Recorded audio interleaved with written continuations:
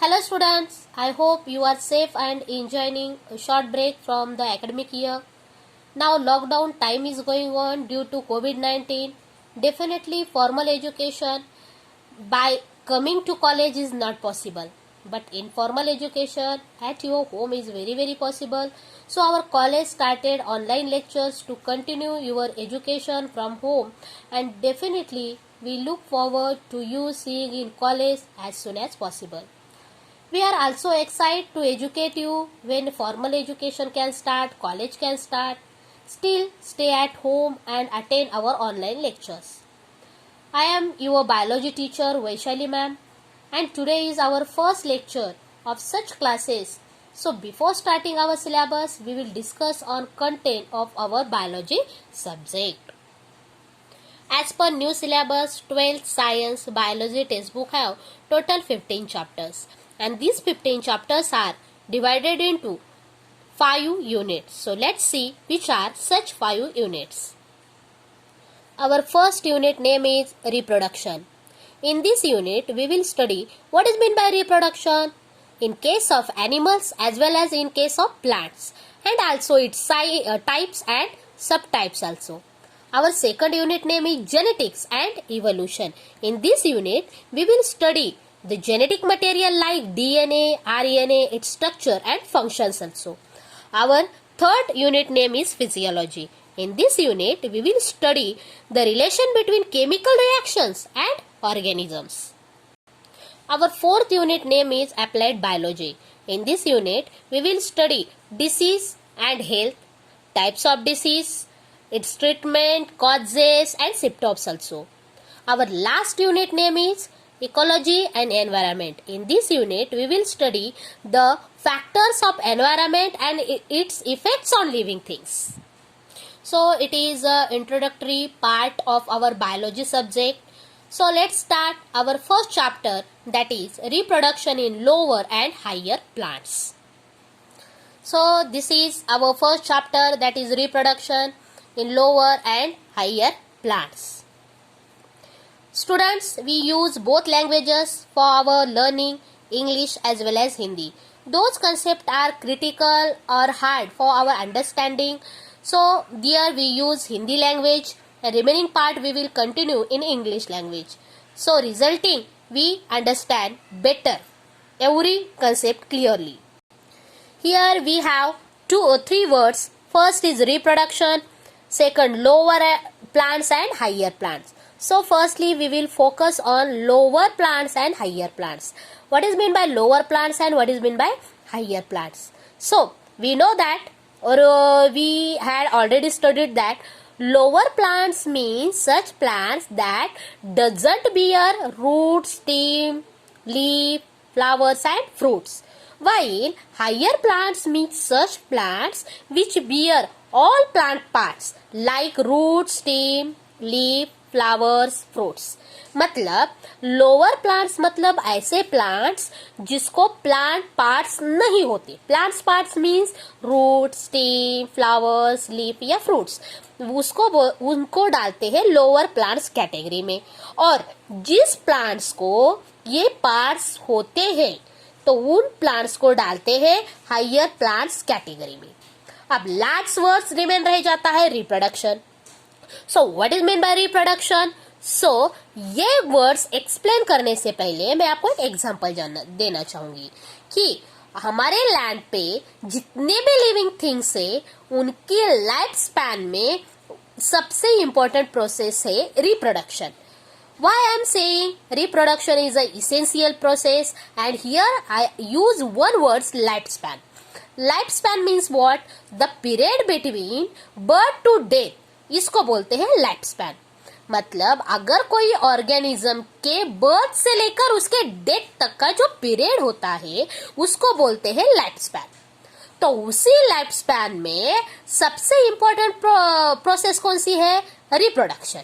मतलब हमारे केस में लो ह्यूमन बींग्स की, हमारा फर्स्ट स्पेसीज होमोसैपियन ने अगर प्रोडक्शन या रिप्रोडक्शन की प्रोसेस नहीं की होती, उसमें नहीं हो गई होती, तो आज हम यहाँ पे होते क्या?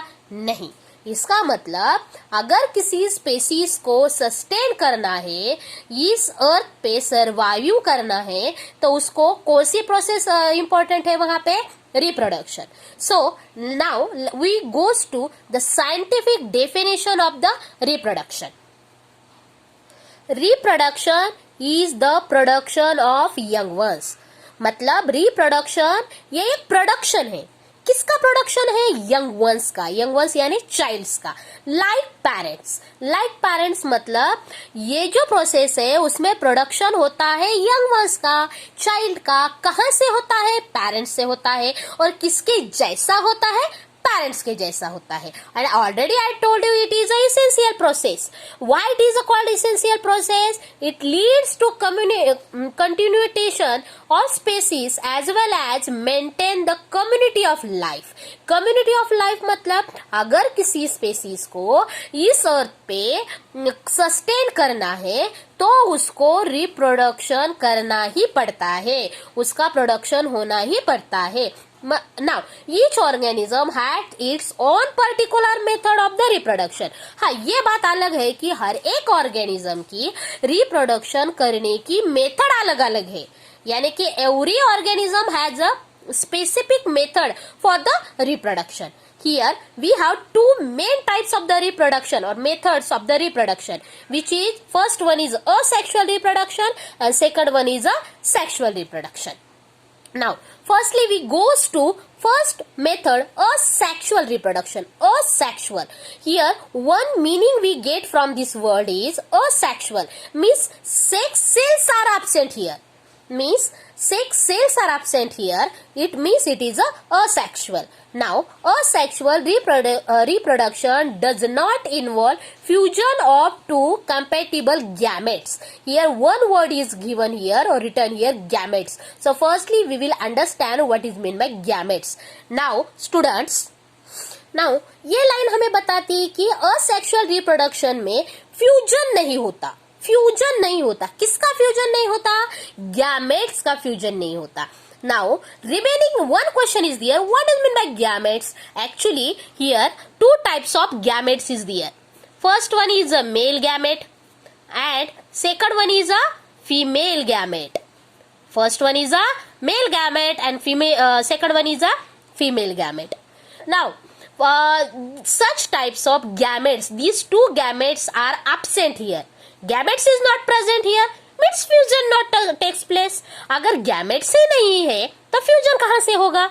इसका मतलब यहाँ पे जो भी है वो क्या है? यहाँ पे एक ही सिंगल ऑर्गेनिज्म है, यानी कि सिंगल ऑर्गेनिज्म से ही यहाँ पे रिप्रोडक्शन होता है, इसीलिए इसको बोलते हैं asexual reproduction. Now student, you understand what is meant by asexual reproduction?